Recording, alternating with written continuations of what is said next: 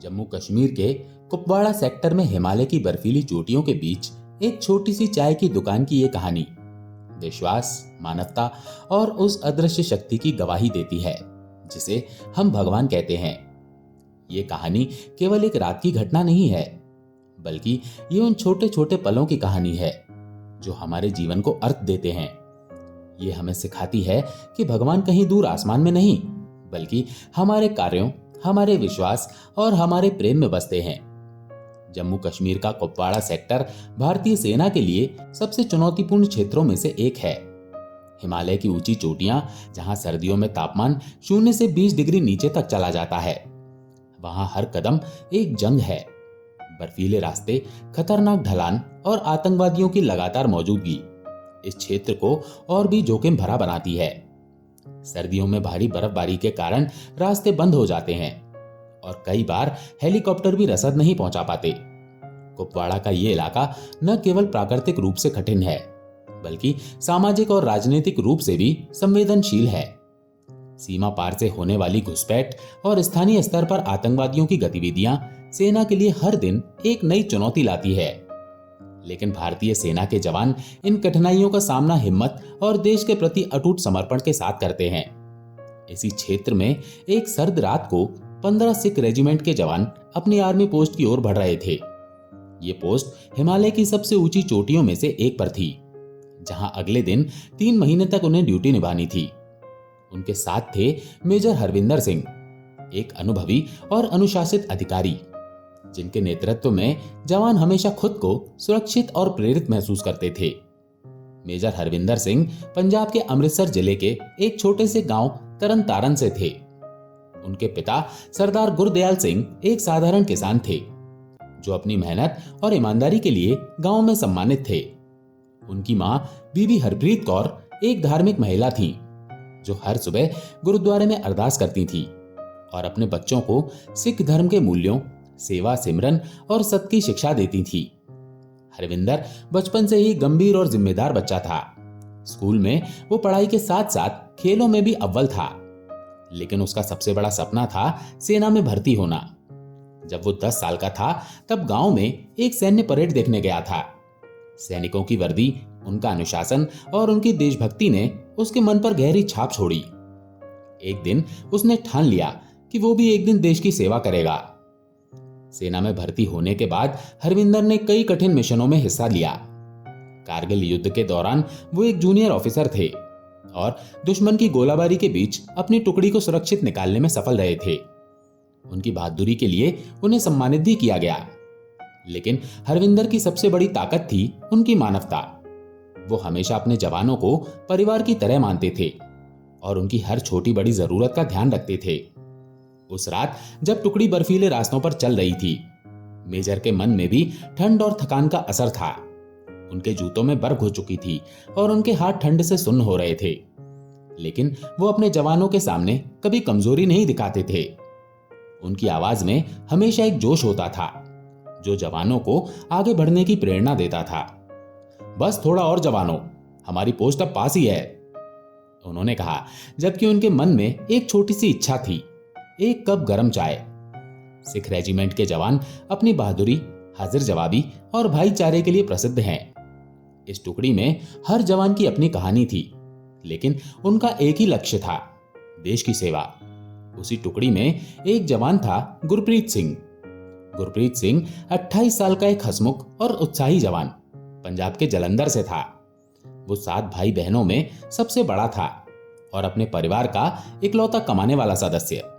गुरप्रीत का सपना था कि वो अपने छोटे भाई बहनों को अच्छी शिक्षा दिलाए और अपनी मां को तीर्थ पर भेजे। वो हमेशा मजाक करता रहता था, जिससे टुकड़ी का माहौल हल्का रहता था। उसी टुकड़ी में एक और जवान था, बलविंदर सिंह। बलविंदर सिंह 32 साल का एक गंभीर और विचारशील जवान लुधियाना से था। सेना में आने से पहले वो अपने गांव के गुरुद्वारे में लंगर की सेवा करता था। बलविंदर के लिए सिख धर्म केवल एक धर्म नहीं, बल्कि जीवन जीने का तरीका था। वो हमेशा अपने साथ एक छोटी सी गुरबानी की किताब रखता था और हर रात सोने से पहले उसका पाठ करता था। टुकड़ी का एक जवान अमरजीत सिंह 22 साल का सबसे युवा जवान पटियाला से था। ये उसका पहला मिशन था और वो हर पल कुछ नया सीखने की कोशिश में रहता था। अमरजीत का सपना था कि वो एक दिन मेजर हरविंदर सिंह की तरह एक सम्मानित अधिकारी बने।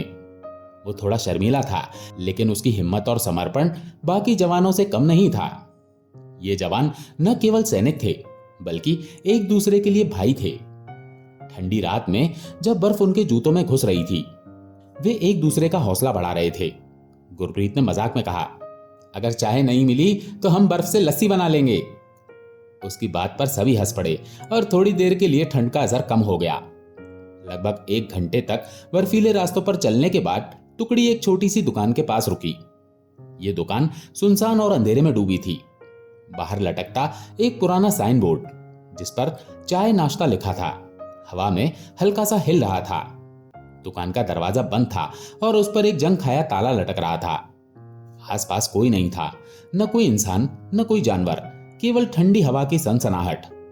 दुकान के आसपास बर्फ की एक मोटी परत जमी थी और पास में एक छोटा सा पेड़ था, जिसकी टहनियां बर्फ से लदी थीं। ये दृश्य किसी सुनसान दुनिया का हिस्सा लग रहा था। मेजर ने अपने जवानों को आराम करने का आदेश दिया। यहां रुकते हैं, थोड़ा सुस्ता लो, उन्होंने कहा। जवान अपने भारी बैग उतारकर दुकान के बाहर बैठ गए। कुछ ने बर्फ को हटाकर जगह बनाई, तो कुछ ने अपनी राइफल्स को पास में रखकर सिगरेट सुलगाई। ठंड इतनी थी कि सिगरेट का धुआं हवा में तुरंत गायब हो रहा था। अमरजीत ने अपने दस्तानों को रगड़कर हाथ गर्म करने की कोशिश की, लेकिन ठंड का असर कम नहीं हो रहा था। तभी गुरप्रीत ने उत्साह से कहा, सर, ये चाय की दुकान है, अगर हम ताला तोड़ दें तो चाय बना सकते हैं। उसकी आवाज में एक बच्चे जैसी उत्सुकता थी। बाकी जवान भी इस विचार से उत्साहित हो गए। बलविंदर ने कहा, हाँ सर, एक कप चाय हमें फिर से तरोताजा कर देगी। लेकिन मेजर के चेहरे पर गंभीरता थी। उनके लिए यह सुझाव एक नैतिक दुविधा था। एक तरफ सेना का अनुशासन उन्हें किसी की संपत्ति को नुकसान पहुंचाने की इजाजत नहीं देता था, दूसरी तरफ ठंड से ठिठुरते जवानों को गर्म चाय से जो राहत मिलती वो अनमोल थी। मेजर ने कुछ देर सोचा। उनके मन में उनके पिताजी की बातें गूंज रही थी। बेटा, कभी ऐसा काम मत करना जो तुम्हारे जमीर को चोट पहुंचाए। लेकिन फिर उन्होंने अपने जवानों की ओर देखा। उनके चेहरों पर थकान साफ दिख रही थी। कुछ जवानों के होठ ठंड से नीले पड़ रहे थे। अमरजीत का चेहरा ठंड से लाल हो गया था और वो बार बार अपने हाथों को फूंक मार रहा था। मेजर ने फैसला किया, ठीक है गुरप्रीत, लेकिन ये हमारा आखिरी रास्ता है और हम कुछ भी गलत नहीं करेंगे। जो लेंगे उसका हिसाब देंगे, उन्होंने सख्त लहजे में कहा। उनकी आवाज में दृढ़ता थी, लेकिन उनके चेहरे पर एक हल्की सी चिंता भी थी। गुरप्रीत और 2 अन्य जवान बलविंदर और अमरजीत ने मिलकर ताला तोड़ा। ताला पुराना था और थोड़ी सी कोशिश में ही टूट गया। दुकान का दरवाजा खुलते ही अंदर की ठंडी हवा बाहर आई। जवान सावधानी से अंदर गए। मेजर ने अपनी टॉर्च जलाई और दुकान का जायजा लिया। दुकान छोटी थी लेकिन व्यवस्थित। एक कोने में एक पुराना गैस स्टोव रखा था, जिसके पास चाय पत्ती, चीनी और दूध का पाउडर था। एक लकड़ी की अलमारी में कुछ बिस्कुट के पैकेट, चाय के कप और कुछ पुरानी प्लेटें रखी थी। दीवार पर एक छोटा सा कैलेंडर लटक रहा था, जिस पर भगवान शिव की तस्वीर थी। यह दृश्य किसी चमत्कार से कम नहीं था। गुरप्रीत ने खुशी से कहा, सर, ये तो भगवान का आशीर्वाद है। बलविंदर ने कैलेंडर की ओर देखा और हल्के से सिर झुकाकर प्रणाम किया। अमरजीत, जो थोड़ा घबराया हुआ था, ने राहत की सांस ली। जवानों ने फटाफट चाय बनानी शुरू की। अमरजीत ने गैस स्टोव जलाया, बलविंदर ने चाय पत्ती और चीनी मिलाई और गुरप्रीत ने बिस्कुट के पैकेट खोले। कुछ ही मिनटों में गर्मा गर्म चाय की खुशबू दुकान में फैल गई। जवान एक दूसरे को चाय के कप थमाने लगे। मेजर ने भी एक कप लिया और पहला घूंट पीते ही उनकी आंखें चमक उठी। ये चाय किसी अमृत से कम नहीं है, उन्होंने मुस्कुराते हुए कहा। जवानों ने बिस्कुट के साथ चाय का आनंद लिया। ठंडी रात में उस छोटी सी दुकान में चाय की गर्माहट ने न केवल उनके शरीर को गर्म किया, बल्कि उनके मन को भी तरोताजा कर दिया।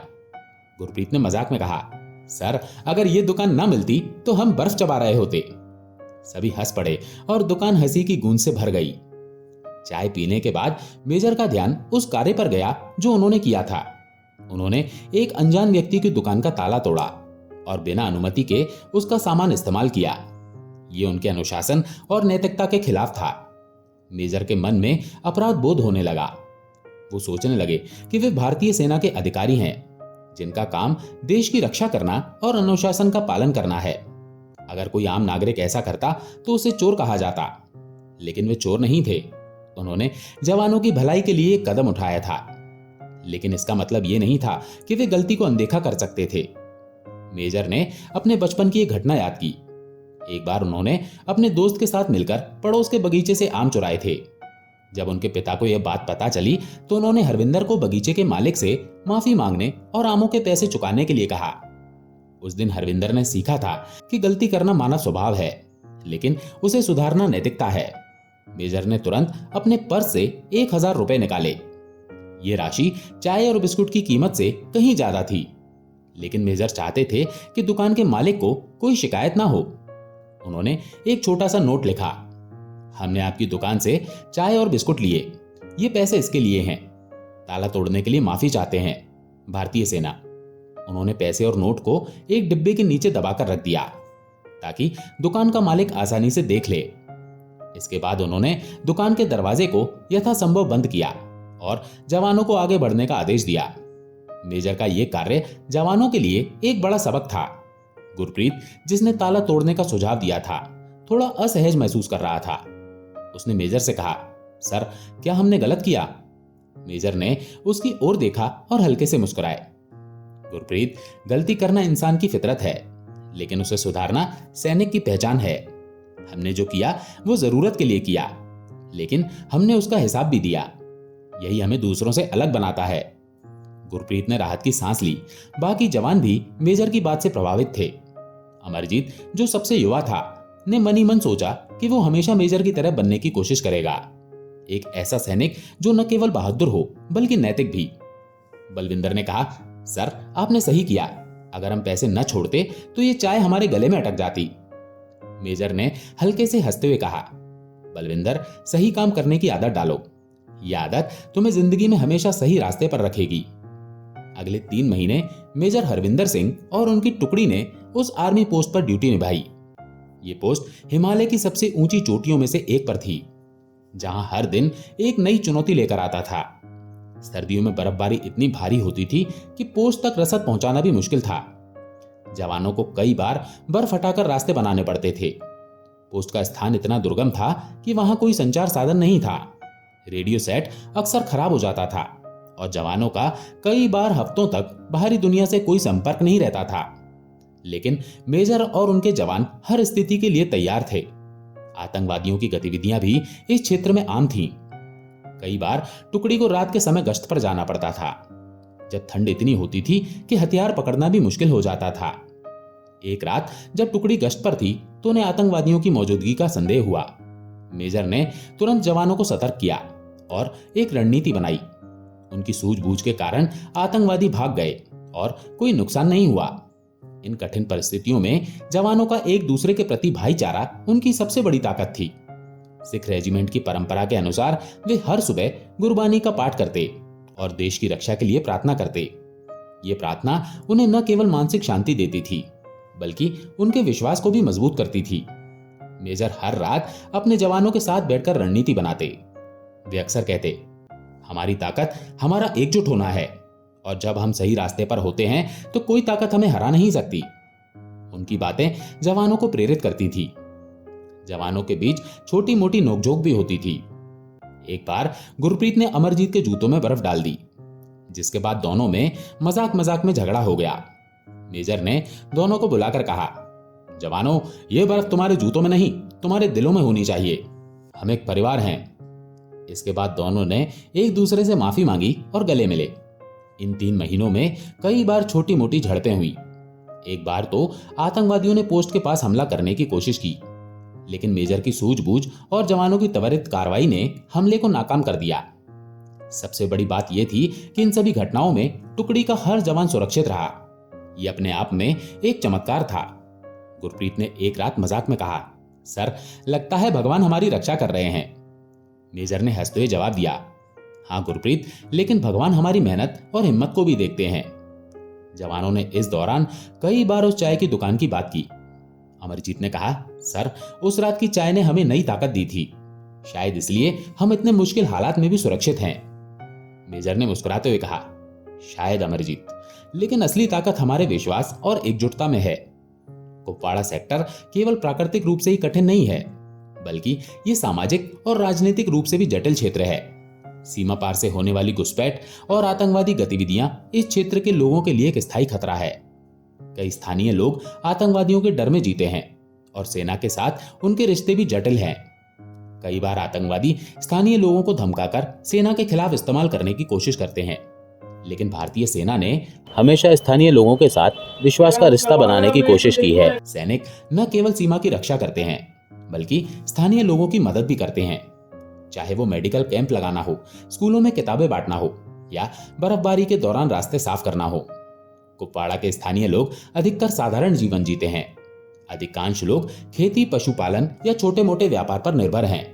सर्दियों में जब बर्फबारी के कारण रास्ते बंद हो जाते हैं, उनकी जिंदगी और भी मुश्किल हो जाती है। कई बार उन्हें बुनियादी सेवाओं जैसे बिजली, पानी और चिकित्सा के लिए संघर्ष करना पड़ता है। इस क्षेत्र में धार्मिक और सांस्कृतिक विविधताएं भी हैं। हिंदू, मुस्लिम और सिख समुदाय के लोग एक साथ रहते हैं, लेकिन आतंकवाद और तनाव के कारण उनके बीच विश्वास की कमी देखी जाती है। फिर भी कई लोग अपने विश्वास और परंपराओं से जुड़े रहते हैं और कठिन परिस्थितियों में भी उम्मीद नहीं छोड़ते। उस छोटी सी चाय की दुकान का इस क्षेत्र में खास महत्व था।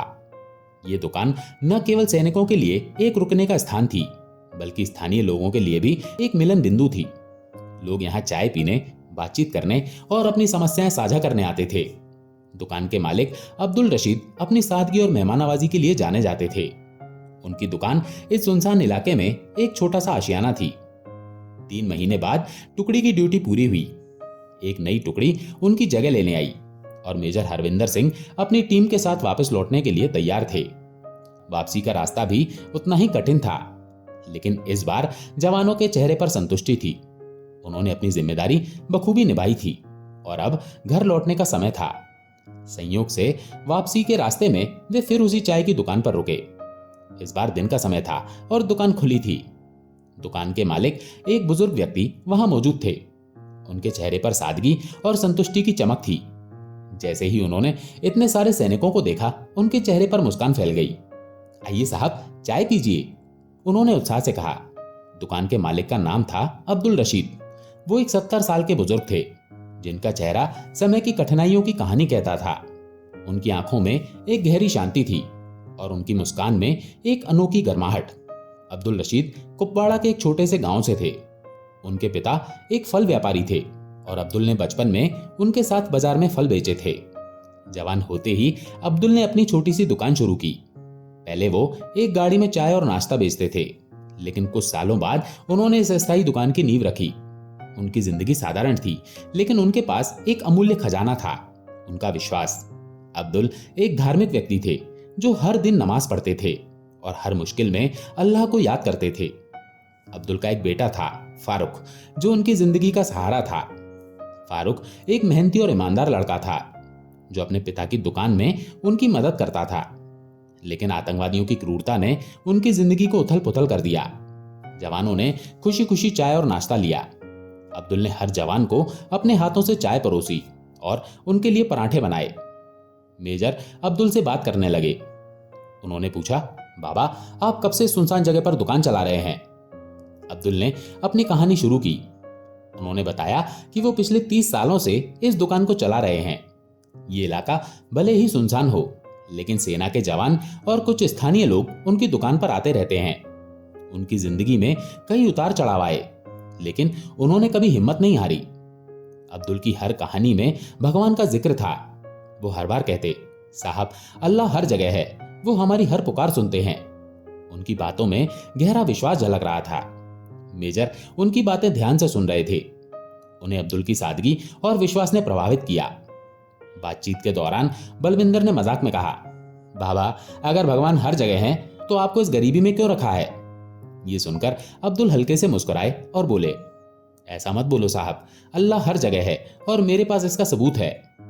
अब्दुल रशीद ने 3 महीने पुरानी एक घटना सुनानी शुरू की। मेरा एक इकलौता बेटा है, फारूक। कुछ समय पहले आतंकवादियों ने उसे कुछ जानकारी के लिए बुरी तरह मारा। उसे कुछ पता नहीं था, फिर भी उन्होंने उसे छोड़ा नहीं। वो कई दिन अस्पताल में रहा।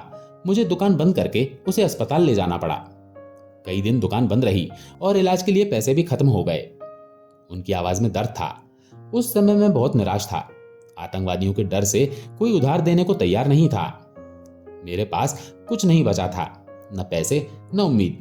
मैंने अल्लाह को याद किया और मदद मांगी। मैंने पूरी रात उनसे दुआ मांगी कि मेरे बेटे को बचा लो। अब्दुल की आंखें नम थी। और साहब, अगले दिन जब मैं दुकान पर लौटा तो देखा कि ताला टूटा हुआ है। पहले तो मुझे लगा कि सब खत्म हो गया, मेरी छोटी सी दुकान में जो कुछ था वो भी चला गया। लेकिन फिर मेरी नजर काउंटर पर पड़ी, जहां एक डिब्बे के नीचे 1,000 रुपए और एक नोट रखा था। उन्होंने वो नोट जेब से निकाला और जवानों को दिखाया। नोट पर लिखा था, हमने आपकी दुकान से चाय और बिस्कुट लिए, ये पैसे इसके लिए हैं। ताला तोड़ने के लिए माफी चाहते हैं, भारतीय सेना। अब्दुल ने कहा, उस दिन मेरे लिए वे 1,000 रुपए किसी खजाने से कम नहीं थे। मैंने उन पैसों से फारूक की दवाइयां खरीदी और धीरे धीरे वो ठीक हो गया। कौन कहता है अल्लाह नहीं है? अल्लाह है साहब, बिल्कुल है। अब्दुल की बात सुनकर सभी जवान चुप हो गए। उनकी नजरें मेजर की ओर गईं। मेजर समझ गए कि जवान उस रात की बात को याद कर रहे हैं। उन्होंने इशारे से सबको चुप रहने को कहा। मेजर ने अब्दुल से हाथ मिलाया और कहा, सही कहते हो बाबा, भगवान वाकई हर जगह हैं। और हाँ, तुम्हारी चाय बहुत अच्छी थी। उनकी आंखें थोड़ी नम थी, जो जवानों ने पहली बार देखा। चाय का पैसा देकर टुकड़ी आगे बढ़ गई। रास्ते में कोई कुछ नहीं बोला, लेकिन मेजर के मन में कई विचार चल रहे थे। उन्हें यह एहसास हुआ कि उस रात का उनका छोटा सा कार्य, पैसे और नोट छोड़ना, किसी के लिए इतना बड़ा चमत्कार बन गया। मेजर ने सोचा कि शायद यही भगवान का तरीका है। वो हमें अपने कार्यों के जरिए दूसरों की मदद करने का मौका देते हैं। उस रात वे और उनके जवान अनजाने में अब्दुल रशीद के लिए भगवान बन गए थे। ये विचार उनके मन को एक अजीब सी शांति दे रहा था। मेजर ने अपने जीवन की कई घटनाओं को याद किया।